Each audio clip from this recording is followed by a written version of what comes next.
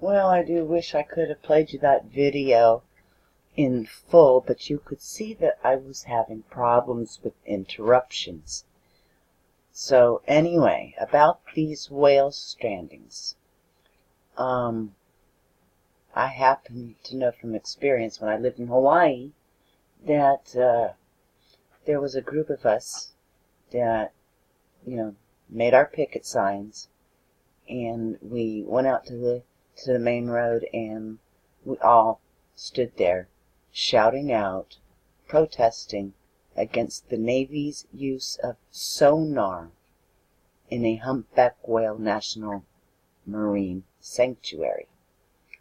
Because, well, let's just read this. Let's read this. Okay, this is an old article, but it's actually current info to this day. Alright, so this is in 2008. 8 years ago, several U.S. Navy destroyers used sonar in the Bahamas during routine training exercises. Within 36 hours, 17 animals, including 14 beaked whales, one of the world's deepest diving whale species, were found on 3 nearby islands. 10 of the animals eventually refloated or were pushed back into the water, their fates unknown. The remaining 7 died on the beach. Researchers examined the whales and found that they had died of heat stroke, so they died after they beached. Speculation arose that the sonar had somehow disrupted their diving behavior or disturbed them and caused them to swim ashore. And that's exactly what it does. It's not speculation. Sonar, okay, gotta follow me on this, okay? Sonar is the way whales navigate. They use their own sonar to locate food and to navigate the waters. When you have, people like the Navy using their sonars, which is intense, it confuses the whales because it interferes with their natural ability to navigate. Also, the sonar most likely puts out frequencies that confuse the whales and dolphins. And also, I know that the whales are so tight-knit, if one beaches, they pretty much always all beach. That's what they do. That's in their genetics. I guess that's what you call love. So these finned whales that just died, that just beached in Australia, most likely was due to the Navy's use of sonar. And they do many underwater explosions of different kinds that you don't know about. And, I mean, they set off dynamite. They set off bombs at the bottom of the ocean. I mean, they do all that. They do all that. It's just never reported. So the whales are constantly being subjected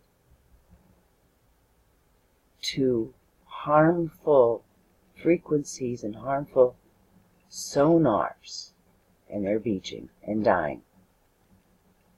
Let me continue this article. Speculation arose that sonar had somehow disrupted their diving behavior or disturbed them and caused them to swim ashore. Here you go. Some of the whales also had hemorrhages in their ears. That's what sonar does. It'll burst their ears. Okay, so yeah, I'm sorry, I got pulled away for a second. So yeah, they had hemorrhages near their ears, and then the fluid would surround in their brains. So it says here, which may have effect on their hearing. Actually, it may have effect on their living. Okay, their ears hemorrhage and the brain gets filled with fluid. They die. Plain and simple as that. So I hope that sheds a light on what's going on out there for you guys. That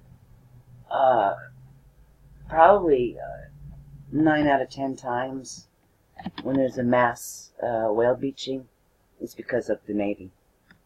Aren't they sweet? So anyways, yeah, I don't even need to go out. Oh, right here. They're blind without sound. Okay? Whales are blind without sound. And this hemorrhages their ears, so they can't hear. You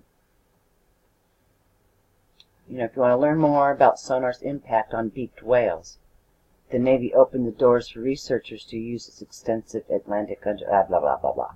Okay. There you go. That's the Navy. Thank you guys. These are the reasons why they are dying. So I guess okay.